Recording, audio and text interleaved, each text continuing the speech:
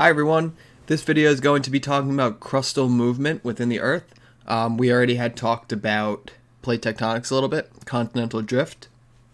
Now we're going to talk about the results, some of the results of continental drift and plate tectonics and what happens on the Earth because of them. So a little preview, you could probably guess by the picture what we're going to be mainly focusing on. So let's start. So the first thing to keep in mind as we talk about this is called the law of superposition. So all this means is that sediment is always deposited in layers, with the oldest sediment being on the bottom and the youngest being on the top. And a good way to think about this, which makes perfect sense, is when you build a house, right? So if you build a house, you build a foundation for the house, and then you build the house on top of the foundation like this. So if I were to put in order out of these three things, 1, 2, 3, the small area on the bottom, the square, and then the triangle, which one would you say would have been built first? Right, you wouldn't say the roof. You can't build the roof before you got the bottom of the house done. So the oldest layer, or the one that was put there first, is always on the bottom. And the youngest or newest layer is always on the top. The same goes with rock layers and mountains and anything like that. Okay, so how do we know the Earth is moving? There's a couple pieces of evidence that are pretty obvious when you go out and look. The first one is called tilted, meaning since the layers are always deposited in flat layers like this, if the layers are diagonal or bent, such as this is not naturally how those layers are deposited. It doesn't get dropped off like that. This happens after it's already dropped off. So you can see that bend right there. So the warping or tilting or folding, which this is known as, is the evidence that the Earth is being shifted. And today we're going to be talking about these things called faults. A fault, you could just think of a fault as a break. It's a break. Or like a crack in the ground, essentially. The break, around that break, the two plates are moving, which is causing that breakage. So like, here's a really good example. You can see without any geology background that this black stripe here used to be probably lined up with this black stripe. You could see it goes black stripe, brown rock, and then white rock.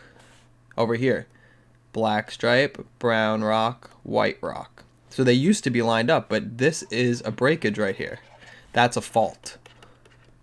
And what's happening is the rock layers are shifting around the break. So one side's getting pushed up and one side's getting brought down. There's actually two in this one. It's happening again over here. And this is because of plate tectonics. The ground is shifting, like so, and it causes a fault. Now, when it slips, which is when it slides down, right, you're going to get some type of plate movement. So depending on how much it moves is how nasty the earthquake is going to end up being. This picture is very exaggerated, but you get the idea. Here's another fault. Again, little picture. Another little picture. So you can have a fault move in different ways. So you can have it drop down like this. You can have them push up like that, or you can have them go side to side. And this is actually representative of our three plate boundaries that we talked about. If they're pulling apart like this is going to be a divergent boundary because they're moving away from one another. This one here is going to be they're pushing towards each other. This one's going this way, and this one's going this way. So this is going to be representative of convergent plate boundaries. And then last but not least, this is going to be our third plate boundary that we talked about. This is transform, because one's going this way and one's going this way. They're sliding past each other. So if you look at the arrows, those are the three arrows that we talked about on that map that you looked at the other day. All right, so let's talk about a little bit about earthquakes, the result of plate tectonics in some areas, and the result of faults moving with it next to each other. So here's a general area of the earthquakes around the whole planet.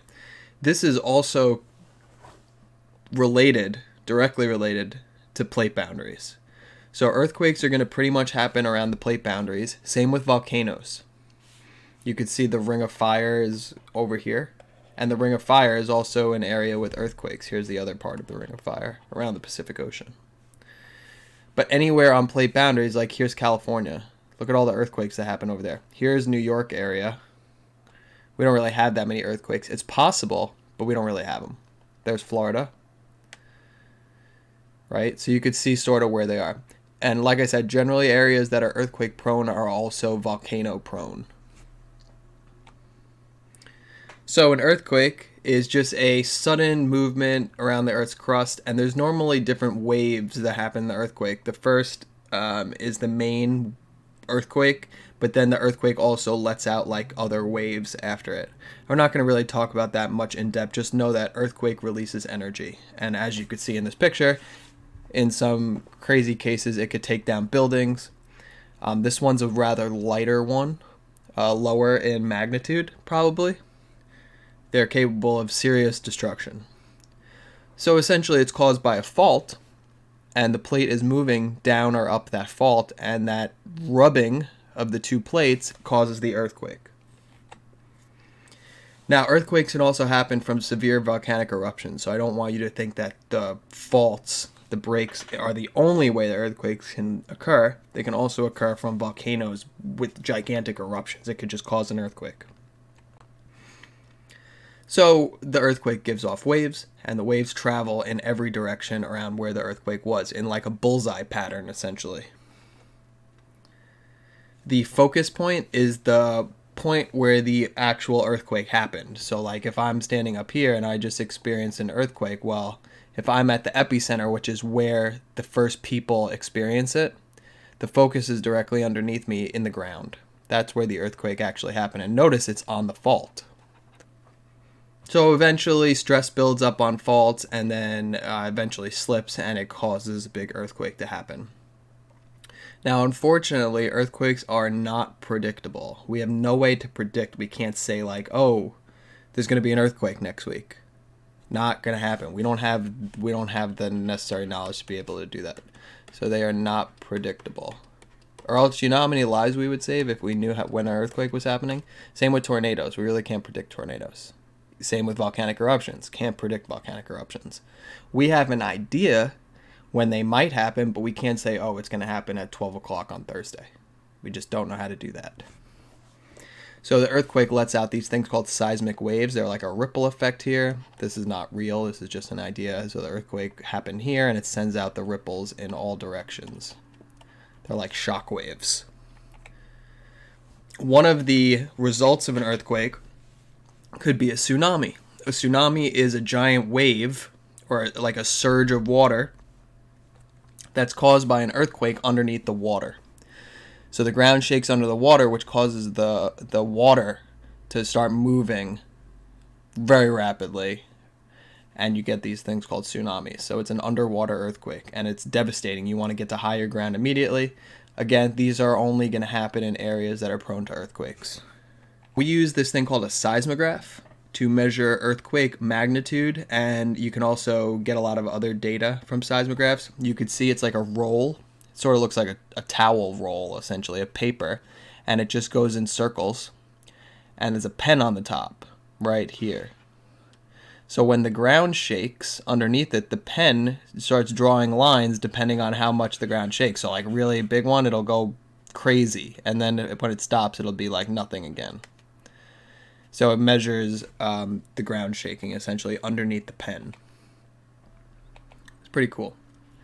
So if you watched the video the other day, you should know that we have a scale to measure earthquakes. There's two scales, the Mercalli scale and the Richter scale. These guys decided to measure earthquake strength essentially. The Mercalli scale is just based off observation. It's not as accurate. We don't really use it that much. The Richter scale is like the main one that we use. It's 1 to 10. And it's a 10 times energy increase for every one you go up by. So like a 2 is 10 times as strong as a 1. A 3 is 100 times as strong as a 1, so on and so forth. So here's an idea. Like you could see like a 10 in magnitude is a crazy earthquake, and you only get one of those like every 1,000 years, roughly. And the obvious big cause of problem for earthquakes is giant amount of damage. So you can see in these pictures, crazy damage that occurs because of these earthquakes. What can we do? You could take some preventative measures, strap down some objects, attach things to walls. Places that are earthquake prone build their buildings certain ways. They anchor them into the ground and allow them to like essentially sway with the ground shaking. You know, anchoring stuff is mainly the big thing because you don't want things falling on top of you, and you want to get underneath something when the earthquake happens, like under a table or something strong, so that if anything falls, you're protected. So standing in a doorway is good, under furniture, don't be near a window or anything that could fall. We don't really worry about them here, like we said, because there's no plate boundary near us. Another thing that's interesting is we actually use these waves of earthquakes to study the interior of the Earth. So we know what the interior of the Earth is made of without actually having to go there because of studying earthquake waves. We figured out what the Earth is made out of. So we knew like the mantle was partly liquid, the outer core is completely liquid, the inner core is a solid metal. And we figured these out by monitoring how the earthquake waves move through the planet. It's pretty cool. All right, so I hope you are doing well, and feel free to email me if you have any questions, and I will see you on the next video. Bye.